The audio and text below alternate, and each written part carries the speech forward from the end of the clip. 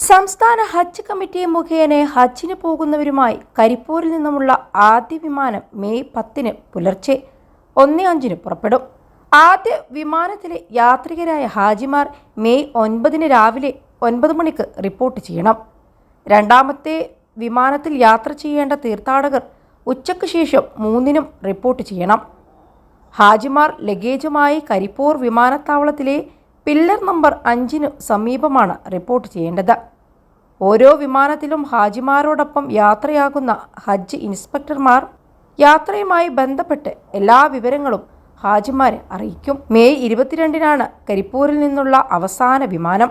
31 വിമാനങ്ങളിലായി 5361 തീർത്ഥാടകരാണ് കരിപ്പൂർ വഴി പുറപ്പെടുക. സംസ്ഥാന ഹജ്ജ് കമ്മിറ്റി മുഖേന കണ്ണൂർ എംബാർക്കേഷൻ വഴി പുറപ്പെടുന്നവരുമായുള്ള ആദ്യ വിമാനം മെയ് 11 പുലർച്ചെ 4 പുറപ്പെടും.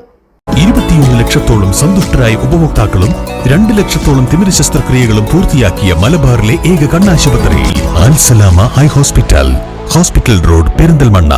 കേരളത്തിൽ നിന്നുള്ള 4825 തീർത്ഥാടകരും കർണാടകയിൽ നിന്നുള്ള 73 തീർത്ഥാടകരും മാഹിയിൽ നിന്നുള്ള 31 പേരും ഉൾപ്പെടെ 4929 പേരാണ് കണ്ണൂരിൽ നിന്ന് യാത്രയാകുന്നത്. കണ്ണൂരിൽ മെയ് 11 പുറപ്പെടുന്ന ആദ്യ വിമാനത്തിലെ ഹാജിമാർ മെയ് 10 രാവിലെ 10 മണിക്ക് റിപ്പോർട്ട് ചെയ്യണം. മെയ് 11 വൈകിട്ട് 7:30 പുറപ്പെടുന്ന രണ്ടാം വിമാനത്തിൽ യാത്ര ചെയ്യേണ്ട തീർത്ഥാടകർ 11 തീയതി രാവിലെ 6 മണിക്കാണ് റിപ്പോർട്ട് ചെയ്യേണ്ടത്. എല്ലാ തീർത്ഥാടകരും ആദ്യ വിമാനത്താവളത്തിലെ രജിസ്ട്രേഷൻ കൗണ്ടറിലാണ് റിപ്പോർട്ട് ചെയ്യേണ്ടത്. രജിസ്റ്റർ ചെയ്ത ലഗേജുകൾ എയർലൈൻസിന് കൈമാറിയ ശേഷമാണ് ഹജ്ജ് ക്യാമ്പിലെത്തുന്നത്. കൊച്ചി എംബാർക്കേഷനിൽ നിന്നുള്ള ഹജ്ജ് യാത്ര മെയ് 16 ആരംഭിക്കുന്നത്.